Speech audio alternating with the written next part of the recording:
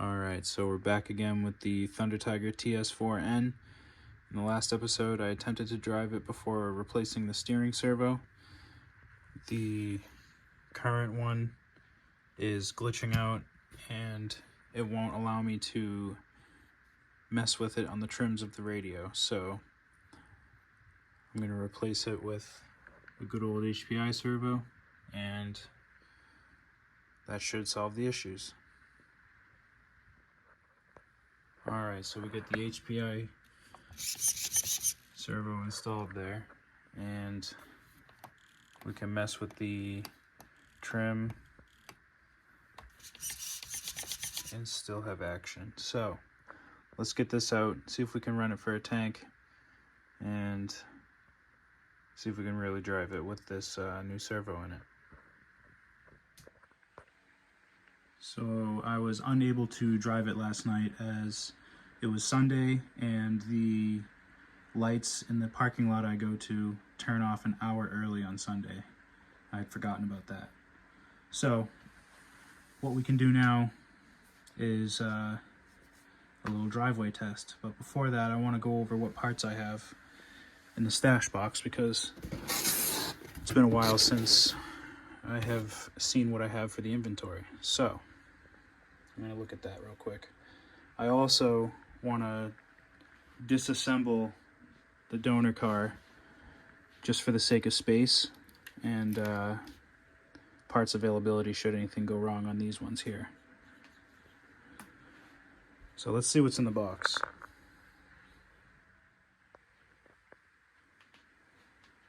So this is what was in the box. Got a bunch of doubles and some pretty neat parts that are hard to come by. I'm not sure what parts these are for. Maybe they're for the Thunder Tiger Jackal, maybe they're for the Thunder Tiger Bushmaster. I don't remember, but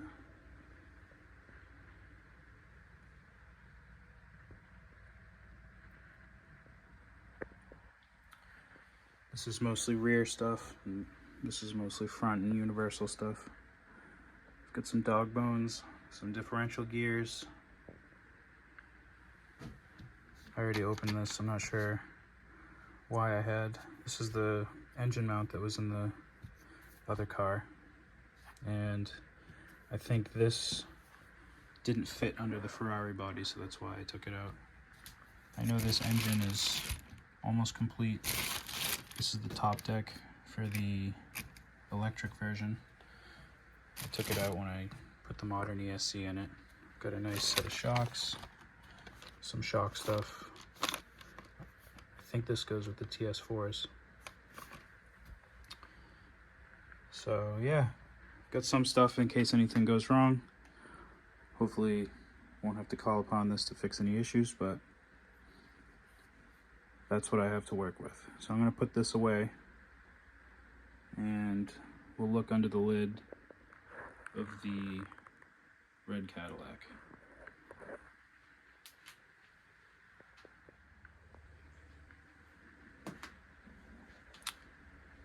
This is a pretty cool parts list as well. I figured I'd just share that.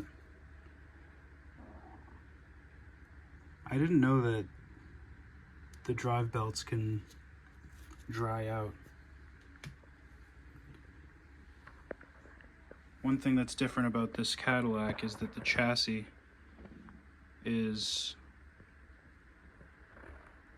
from the newer Pro model. And you know that because it's red. This one's also single speed. I've got a rear exhaust. Joe actually gave me this Duratrax engine.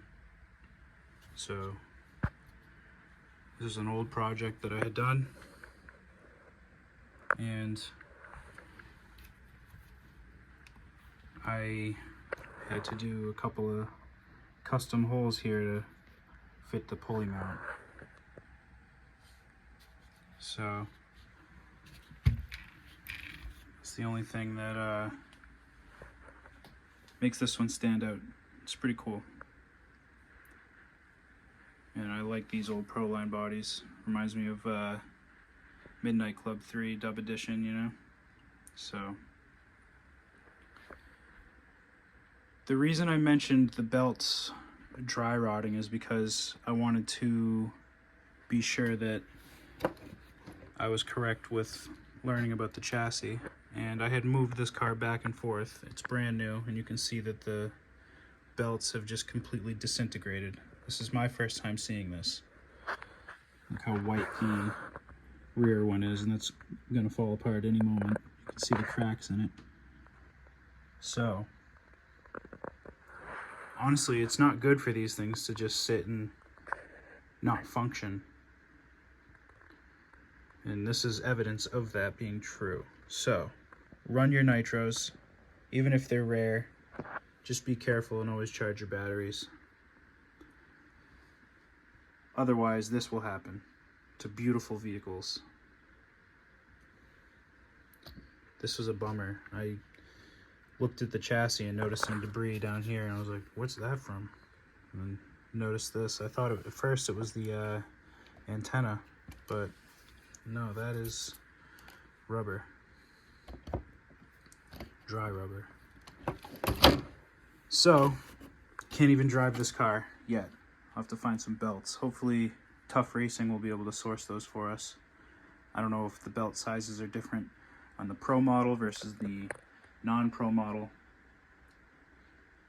So, we'll have to look into that. But, this car is nice in general. I'm going to switch the fuel lines on here to the new blue fuel line I have, so that way it matches the shocks in the front bumper. And I'm going to have to get a new air filter. As you can see, this one's disintegrating. I just touched it and it fell apart. So we'll be able to run this one. And it's a lot of fun. I remember driving this one before. These belts don't feel that dry. Okay. Yeah, that's a bummer.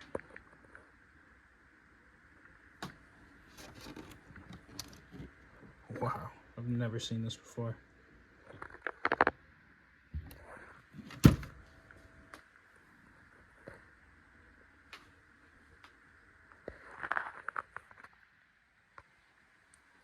Alright, so went ahead and switched the fuel line, and I switched the exhaust coupler. Put some pink zip ties around it just to change the color. The last was black coupler with yellow ties, so I think this is a little more uniform looking. I'm also gonna put a new Traxxas filter together for it. I probably could use this one. The foam on the inner foam seems okay, but I don't want it to inhale foam if it doesn't have to. So I'm gonna go ahead and take these outside, give them a little driveway test, and hopefully they drive well.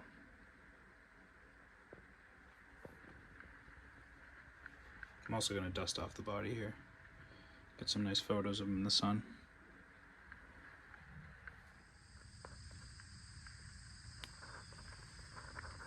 Alright, so let's see how this steering servo does.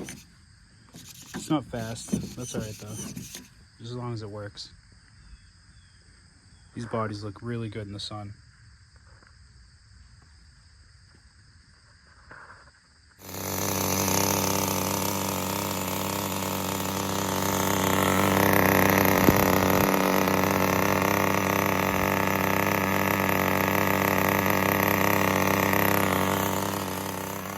Fired right up. One pull after priming it.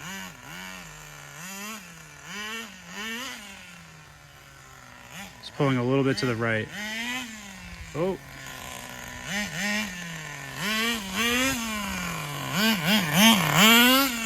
It's really hard to drive here.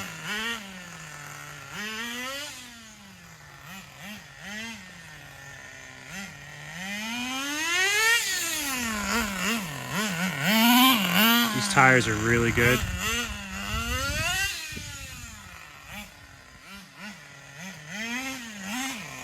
Ooh.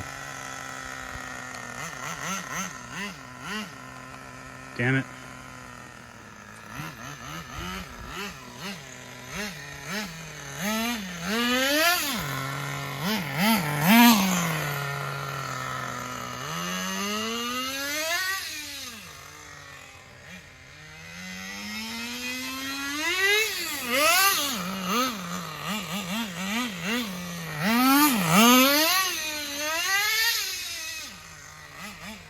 All right, this is field ready.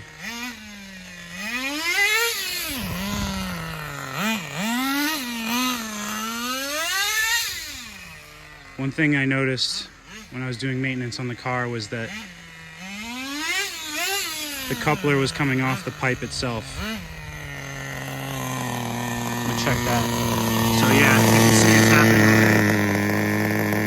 Definitely exhaust leak here. I may have to change the pipe out or get a different coupler, but that's something I noticed. I had already replaced the zip tie, and this is with the replaced zip tie, so the vibrations just knock it right off. That's unfortunate. It's a nice pipe.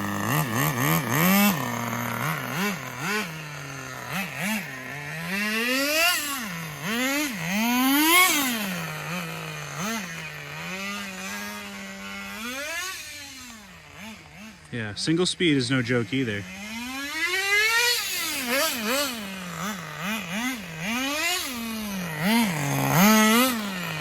So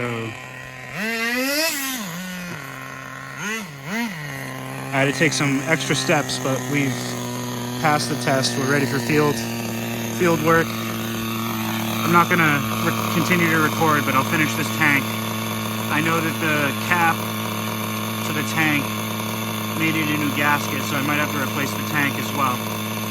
So we'll see how long this coupler holds. But yeah, I'm gonna also adjust the little bit of pull to the right on the steering as well, so that way when I get to the field, it's all the way ready.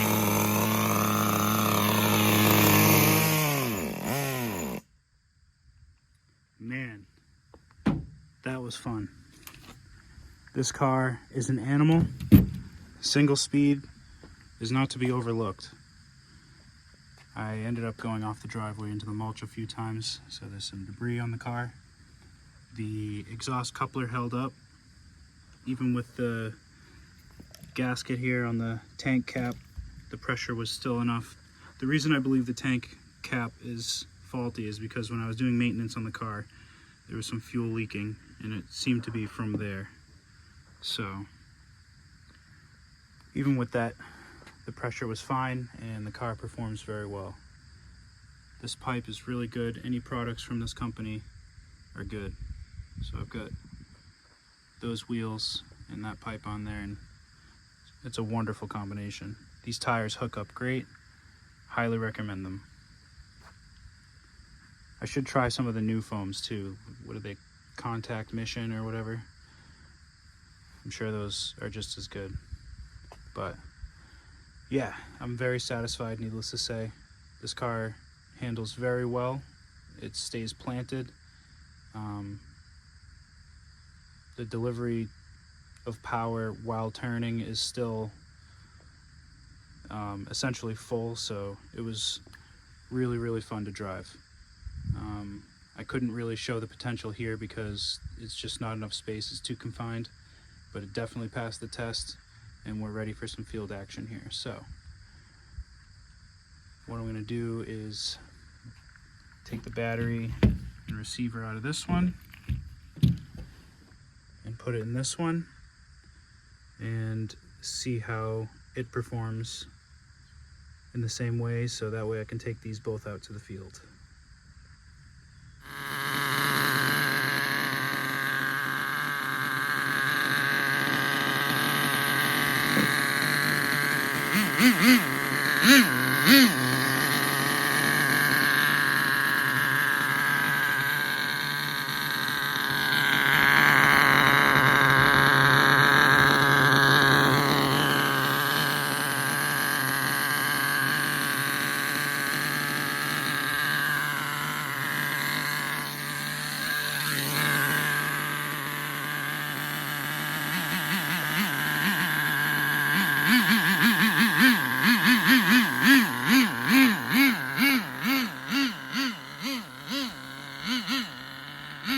This one took a while to start up.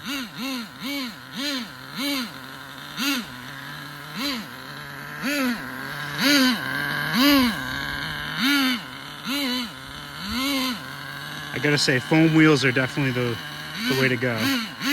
Because once these glue tires come off, to remove the residue from the old wheels, and even just gluing new tires, complete pain in the neck. This rear exhaust sounds completely different, but in a good way.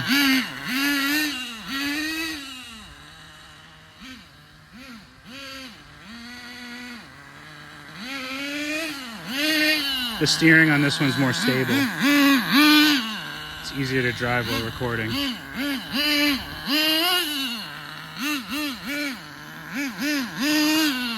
Tires on the other car are better.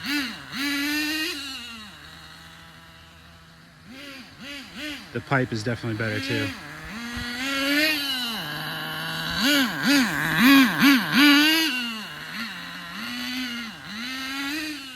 Yeah, this one's cool. I think it's cool that I did the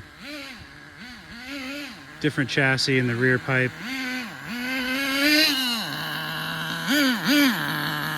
Gotta pay attention to the battery wire.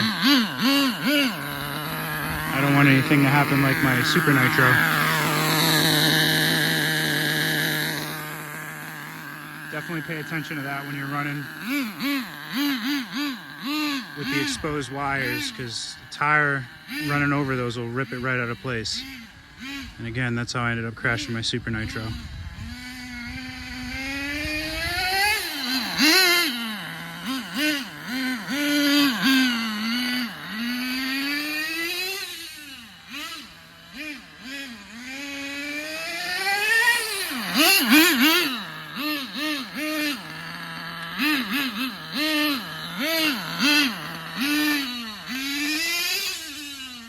I think these cars are designed well.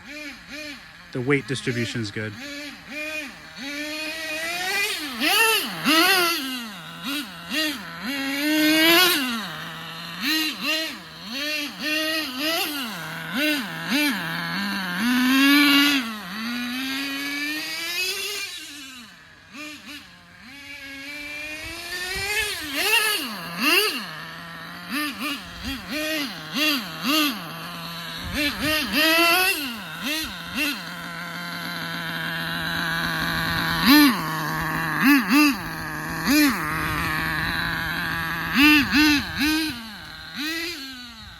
So this is what I do during the driveway testing. Oh, it's kind of difficult while filming though. These driveway marker rocks can be dangerous.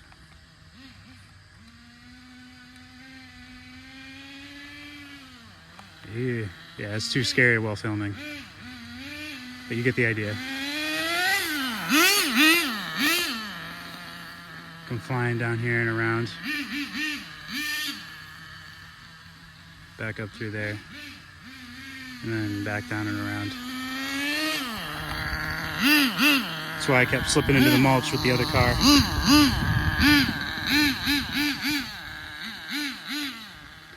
So I'm gonna keep playing with this one. We know it runs well,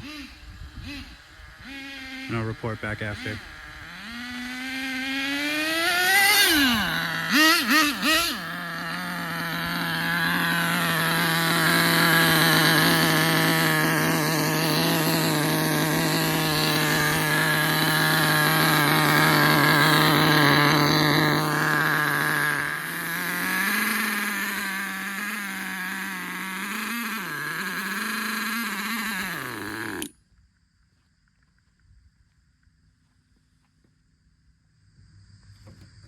All right, so that's a tank of each. And I think the same thing is occurring here on the fuel tank with the leaky cap, because I didn't spill anything, and it definitely wasn't like that when I started running it. And I did notice some debris on the back of the engine too. That looked like this may have occurred before and I didn't notice. So I think for the short term, they're both running really good. in the long term, I'm definitely going to need to replace the tanks. And like I said, the RC10 GT and TC3 tanks will do. And if you look, actually, these are both different tanks. But they have the same cap. So, I don't know. But there's definitely a leak. I'll probably pull the engine and clean off the chassis of both of them just for the sake of, well, this one's actually not that bad. Probably run it a couple more times. I'm really surprised that that exhaust held on there. But yeah, this is why that middle step of driveway testing is important, because as you can see, I get to really, or I have to really drive within the limits of the driveway, so I get to see what issues occur a little easier than if I were out in the field anyway. But yeah, it's just important not to skip that step. Now I know what the problems are and what to look forward to, so definitely stick to the success process if you have one, and if you don't have one, create one. So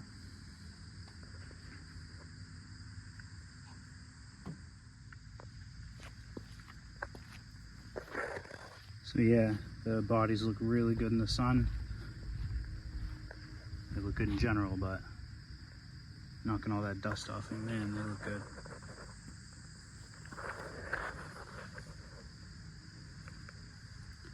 It's giving a Midnight Club 3 vibe.